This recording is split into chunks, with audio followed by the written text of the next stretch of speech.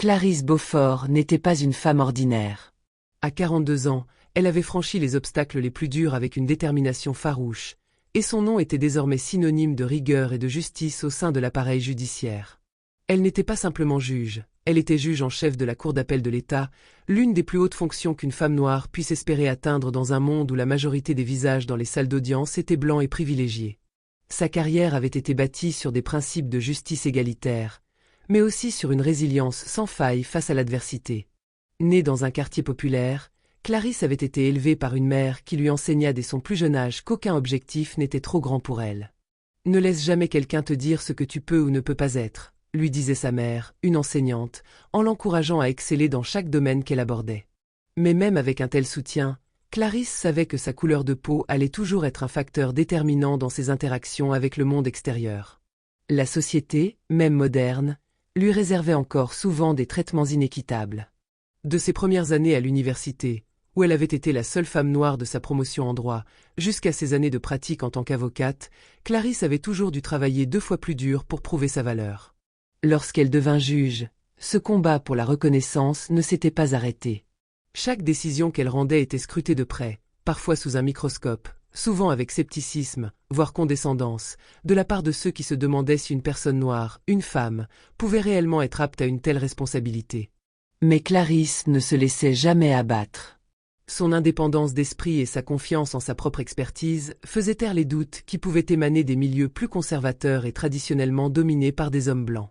Le respect qu'elle inspirait dans les cercles judiciaires était indéniable, mais il arrivait parfois qu'elle soit confrontée à une forme plus insidieuse de racisme, qui se manifestait par des attitudes condescendantes ou des gestes furtifs, à peine perceptibles, mais suffisamment présents pour rappeler à Clarisse qu'elle n'était jamais totalement à l'abri. Elle n'était pas encore complètement acceptée dans la haute société, même avec son titre prestigieux. Pour beaucoup, elle demeurait avant tout une noire dans un monde où l'influence et l'autorité étaient traditionnellement attribuées aux blancs. Chaque fois qu'elle entrait dans une pièce, les regards se faisaient plus lourds, plus curieux, parfois méfiants. Et Clarisse, avec son assurance et son calme, savait que cette réalité faisait partie de son combat. Ce matin-là, avant de se plonger dans la frénésie de la cour, Clarisse avait décidé de prendre un moment pour elle-même. Elle vivait dans un quartier paisible, un de ces quartiers où les rues sont bordées de chênes majestueux et les maisons de briques rouges et de pierres blanches. Des jardins soigneusement entretenus, des allées parfaites, et des voitures de luxe qui brillaient sous le soleil matinal. C'était un quartier où l'apparence de la richesse et du privilège était évidente à chaque coin de rue. Un endroit où tout semblait ordonné et propre, un peu trop lisse parfois, à l'image d'un décor trop parfait. Et malgré sa position, Clarisse ne pouvait ignorer que, souvent, dans ce cadre idyllique, elle était une étrangère, un rappel vivant que tout ce luxe et cette opulence ne lui étaient pas destinés. En traversant la rue principale, elle sentit quelques regards se poser sur elle. Ces regards, elle les reconnaissait. Des regards furtifs, parfois méprisants, souvent curieux. Certaines personnes la scrutaient comme si sa simple présence ici était incongrue. Clarisse savait que beaucoup d'entre eux se demandaient pourquoi une femme noire se trouvait dans un tel quartier. Ils ne comprenaient pas que, bien qu'elle ait sa place ici en tant que citoyenne et juge, l'histoire de son appartenance à cet endroit était différente de la leur. Elle n'était pas née avec un nom prestigieux ou une fortune derrière elle, mais grâce à son travail acharné, elle s'était frayé un chemin jusqu'au sommet, et pourtant, il lui arrivait encore de se sentir dévisagée par ces petites discriminations invisibles qui perçaient le quotidien. Le bruit de son téléphone vibra dans son sac à main et brisa ses pensées. C'était un message de son secrétaire, lui indiquant qu'une audience importante l'attendait dans quelques heures. Une affaire complexe, dans laquelle elle allait devoir faire preuve de toute sa sagesse et de son impartialité. Le genre d'affaire où chaque décision serait décortiquée par ses pairs, et où l'attention du public serait concentrée sur ses moindres faits et gestes. Elle rangea son téléphone dans son sac et, pendant un instant, respira profondément l'air frais du matin. Ce simple moment de tranquillité était devenu une bouffée d'air frais dans son emploi du temps chargé. Elle ferma les yeux et laissa ses pensées vagabonder, se préparant à replonger dans le tumulte de la cour, où chaque décision prise affectait des vies de manière irréversible. Mais ce matin-là, le destin avait d'autres projets pour elle. L'agent Dupont, un policier blanc dans la cinquantaine, patrouillait dans le quartier avec l'attitude de quelqu'un qui croyait détenir une autorité incontestée. Ses gestes étaient rapides, presque nerveux, comme s'il cherchait constamment à prouver quelque chose à lui-même et au monde. Son uniforme semblait trop grand pour lui, Son insigne de policier luisait sous la lumière du soleil, presque comme un symbole de pouvoir absolu. C'était un homme impulsif, connu pour sa propension à juger les autres d'après leur apparence, une habitude qui, au fil des ans, avait laissé sa carrière marquée par des allégations récurrentes de comportements racistes. Peu de gens osaient se dresser contre lui, et ceux qui essayaient se retrouvaient souvent dans une position délicate, soit intimidés, soit réduits au silence par sa réputation de brutalité verbale et de mépris. En apercevant Clarisse, marchant seule, il ne tarda pas à l'observer avec une insistance presque palpable. Ses yeux parcoururent son visage, cherchant la moindre faille dans son expression, avant de se poser sur son corps, comme si celui-ci pouvait être un indice sur sa légitimité à se trouver dans ce quartier. Ce qui attira surtout son attention, c'était sa tenue, une veste en laine élégante, un pantalon soigné, et une démarche assurée. Elle semblait être une femme d'affaires, et Dupont, dans son esprit, peinait à concilier cette image avec celle d'une femme noire dans un quartier qu'il considérait comme réservé aux plus privilégiés. Pour lui, cela ne faisait tout simplement pas sens. Sans hésiter, il fit demi-tour au volant de son véhicule et se gara brusquement sur le côté de la rue, bloquant momentanément la circulation. En sortant, son regard se durcit, l'hostilité déjà palpable. Ses pas étaient lourds et mesurés, comme s'il se préparait à imposer sa présence. Arrivé à la hauteur de Clarisse, il l'interpella d'un ton sec, celui qu'il réservait aux situations où il avait l'intention de dominer. « Excusez-moi, madame, vous avez une raison d'être dans ce quartier. » Clarisse s'arrêta net, surprise par la question.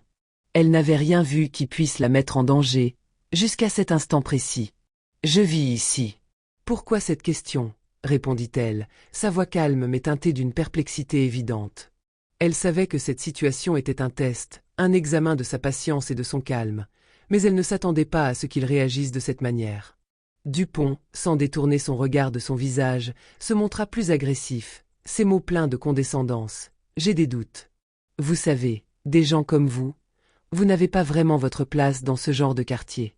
Je vais avoir besoin de vos papiers. » Clarisse, bien que déstabilisée par l'insolence de l'homme, sentit une montée d'indignation dans son ventre. Mais elle connaissait la dynamique à laquelle elle était confrontée. Une femme noire dans un quartier huppé, seule, devait toujours s'attendre à ce genre de regard, ce genre d'interrogation.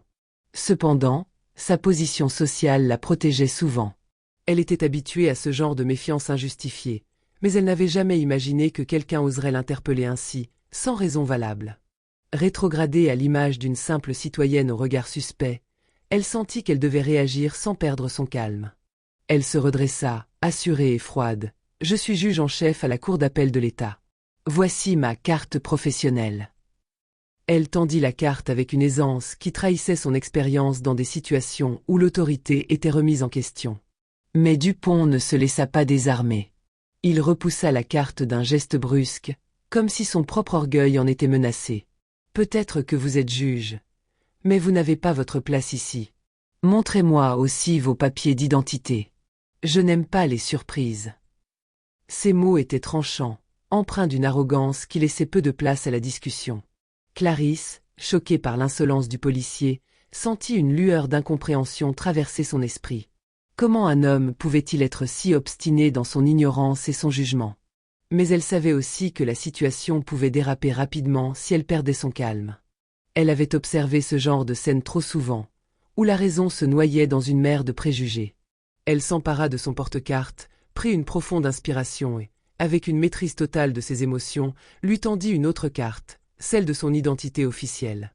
Elle s'engageait dans une bataille silencieuse mais déterminée, prête à se défendre contre ce système oppressif qui tentait de la réduire à l'ombre de ce qu'elle était. Mais Dupont, aveuglé par sa propre certitude d'être dans son droit, ne voulait rien entendre. Il s'acharna, scrutant chaque détail, comme s'il cherchait une raison de l'arrêter. Il observa la carte d'identité comme un détective observant une scène de crime, essayant de repérer une incongruité, une erreur, tout ce qui pourrait valider son préjugé. Clarisse savait que son seul tort, dans l'esprit de cet homme, était de ne pas correspondre à l'image qu'il se faisait des gens qui appartiennent à ce quartier. Et cette pensée le poussait à l'acharnement, bien plus que le respect des procédures légales. Clarisse resta silencieuse, son esprit en ébullition tandis que Dupont poursuivait son inspection absurde. Chaque seconde semblait s'étirer, pesante, oppressante.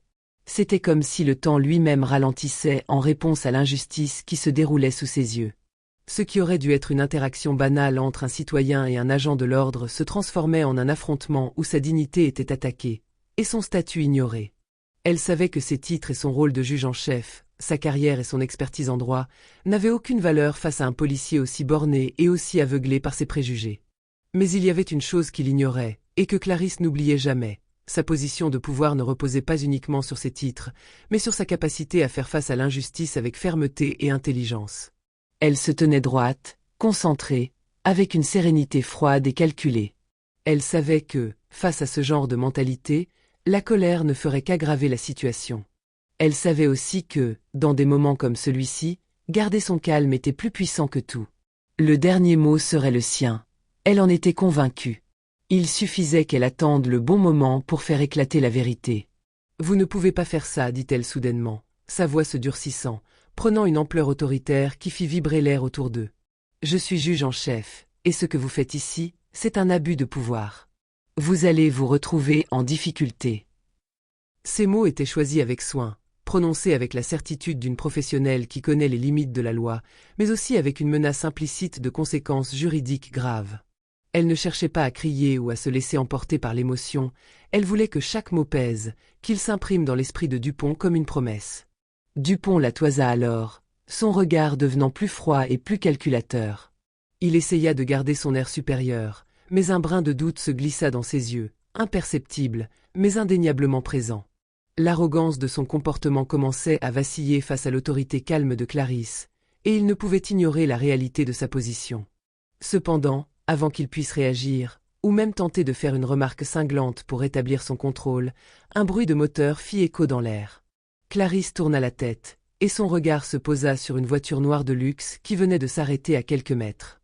Le moteur s'éteignit dans un ronronnement, et une silhouette imposante en sortit. Antoine Delacroix, procureur général, s'avança avec une démarche sûre, son regard perçant fixant immédiatement la scène. C'était un ami proche de Clarisse, un allié de longue date, et il savait exactement ce qui se passait ici. Clarisse n'avait même pas eu besoin de l'appeler.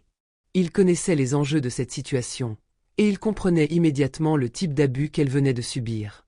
Lorsque Dupont aperçut le procureur, il blêmit, son visage se décomposant sous l'angoisse de comprendre que la situation venait de basculer.